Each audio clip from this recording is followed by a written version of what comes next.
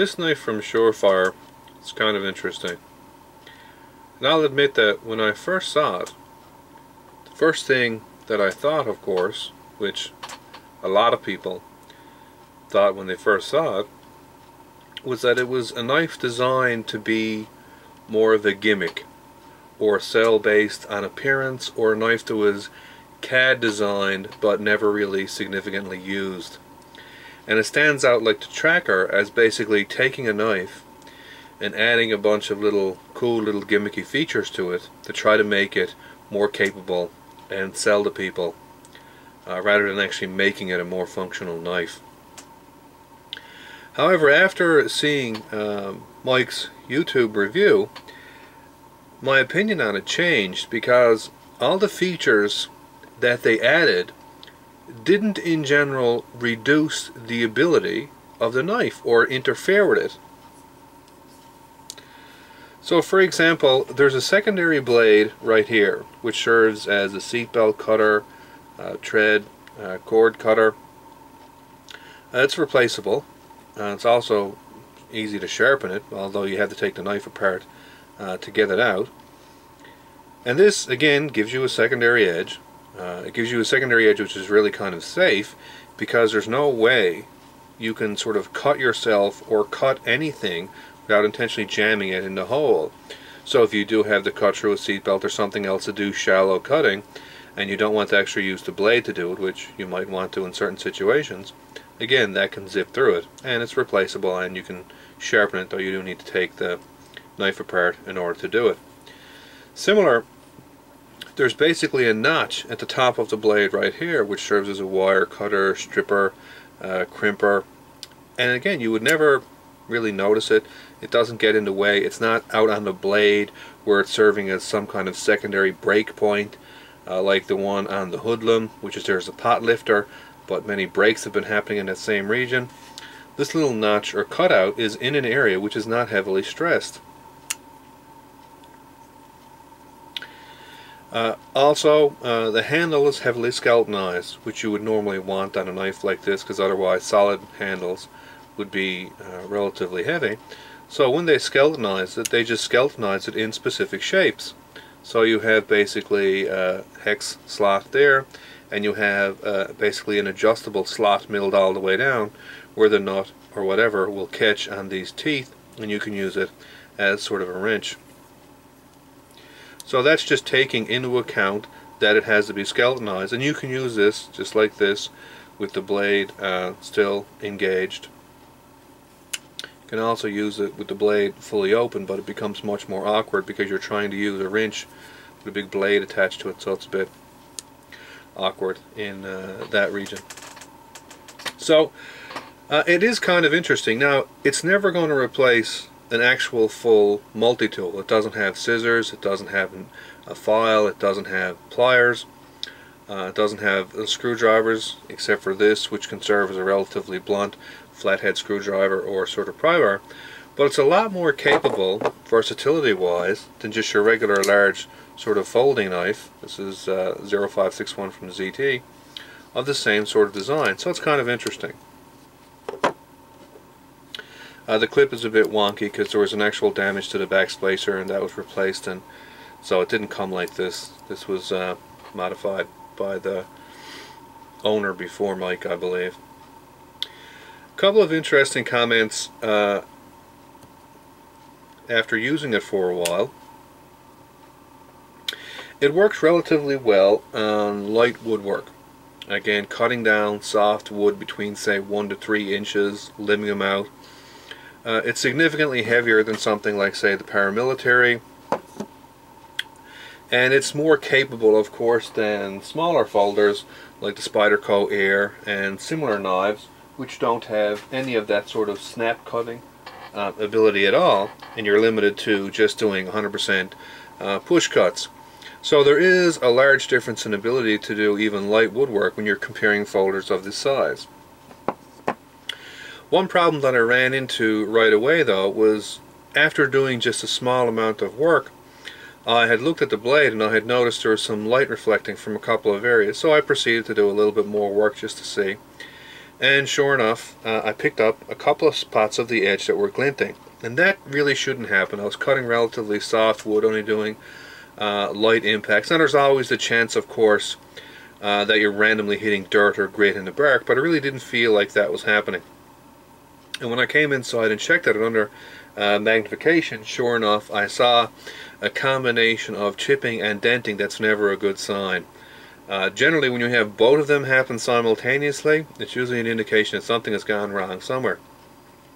And in this case, what I figured it was the acid wash that was used on the blade can cause embrittlement. There are some studies that are starting to come out now on high martensite steels, which are showing even at room temperature, relatively mild acids, you can get hydrogen embrittlement in the steel. So something that you want to watch out for and take care of.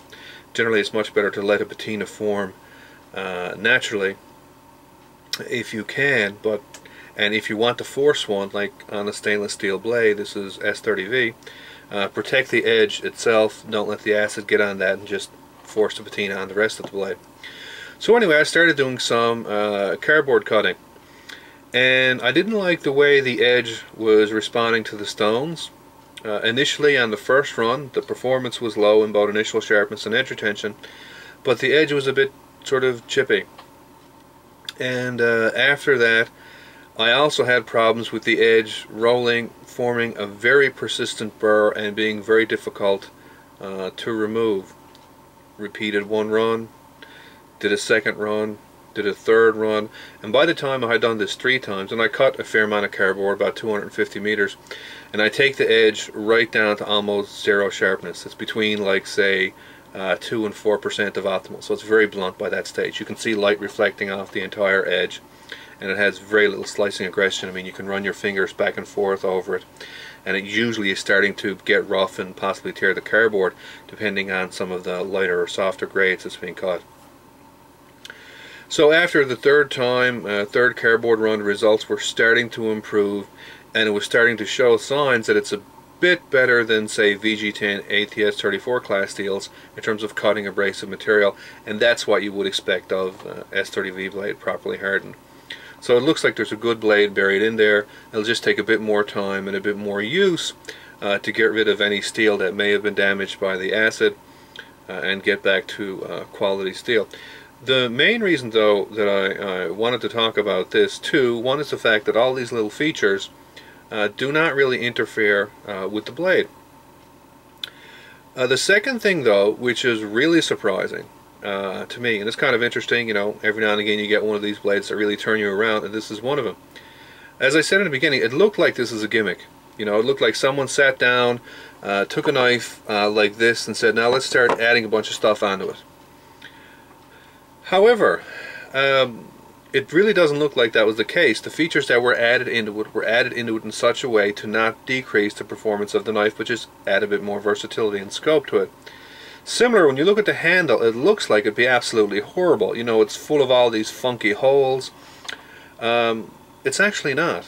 The ergonomics are really solid. Comparing this to the ZT is night and day. On a rating scale of, say, 1 to 5, which I like to use, I don't really talk about it a lot in the reviews, but it's something that I sort of judge myself personally. You go from, say, 1, which is, it's that bad that it's hard to find something that could be worse, to 5, which is that good that it's hard to find something that you could actually use to improve it. The ZT is about a 2. I mean, I've seen worse handles in regards to ergonomics.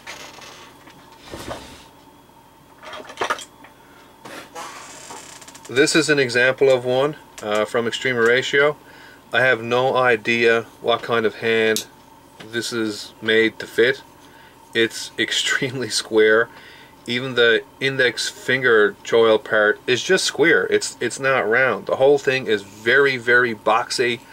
It's not abrasive like the jimping on the ZT, but it's essentially just a box with all square edges on it. I mean, it's really uncomfortable. They did make an effort to chamfer all the areas. It's even smooth on the inside, but the basic shape is just so weird and so odd that it's really not comfortable, and in most places it's uncomfortable. It just doesn't fit the hand at all. I guess this was a knife designed for robots, so I think I can figure. Or somebody who always uses very heavy gloves all the time, or very hairy gloves either, that would possibly work. In regards to the ZT, it has a general sort of shape that you'll find very often, where it has basically the index finger cut out, swells in the middle and tapers towards the end, and that's exactly the same way your hand goes, of course. That it basically, you have this recess in here, so basically the handle where it swells fits well sort of in the center of your hand, and the index finger area, of course, works well in quite a number of grips. The interesting thing though is that everything on this is rounded. All of the edges are chamfered with flats on them, and then the actual flats themselves, all the edges are actually broken, and even on the inside of the slabs in here, all these edges are broken. So this is easily a handle that you'd argue would be a 3 or a 4. It's good. Whether or not it's very, very good would depend on the person. There are some room for improvement, of course. These transition points right here and right here could be rounded a little bit more. The front of the actual seatbelt cutter here could be rounded a little bit more. Some care could be taken to the flipper right here to round this out, because you do get some discomfort when you're moving against this, but you had to take care because that's the same surface that you flip open with. So if you round this out too much to make it very comfortable, you could slip off it when you try to flip it. And the clip, while it's a wire clip, which I generally like very much, because again, very round, low pressure points, the actual little funky insert is quite sharp at the edges, and that could be done, rounded out. So overall, very surprised with the ergonomics. They're very solid. Very surprised that all these little gimmicky features are really not gimmicky features. They actually do work, and they don't really impair the performance of the blade, and in most cases they integrate with designs of the blade. We need to skeletonize the blade. Okay, we got to cut a lot of metal out. Let's cut it out in a specific shape so that you can actually use it for something, which is quite interesting. And of course, this blade has been extensively reground, so it cuts much better and will have much higher ease of sharpening and edge retention than the standard stock blades. So overall, I very much look forward to carrying and using this. It's a comfortable, functional knife with a relatively wide scope of work. In comparison, I carry and I use this out of a sort of curiosity evaluation point of view, but it is not comfortable, and it's very much like work when you're using it. I may modify all the jimping. I'm not 100% sure yet.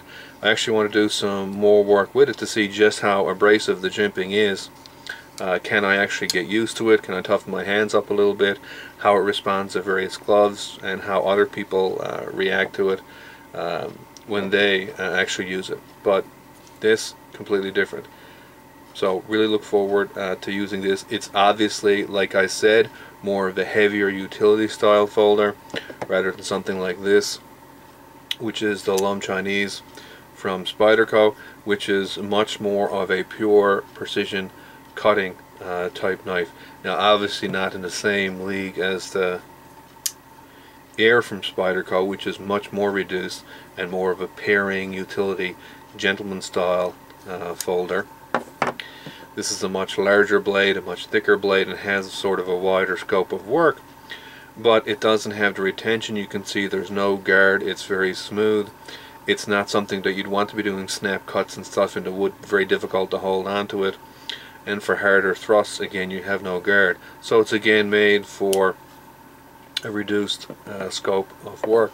So it's going to be very interesting to use this over the next few weeks to months and actually see how often the features get used. Are there any problems that come up with them in use? And of course get another data point on S30V once the issues that I believe are coming from the acid wash goes away. And I think it will just perform very well as sort of a heavy use folder and as a point of carry when I want to carry something, or as an additional or secondary backup piece to the paramilitary.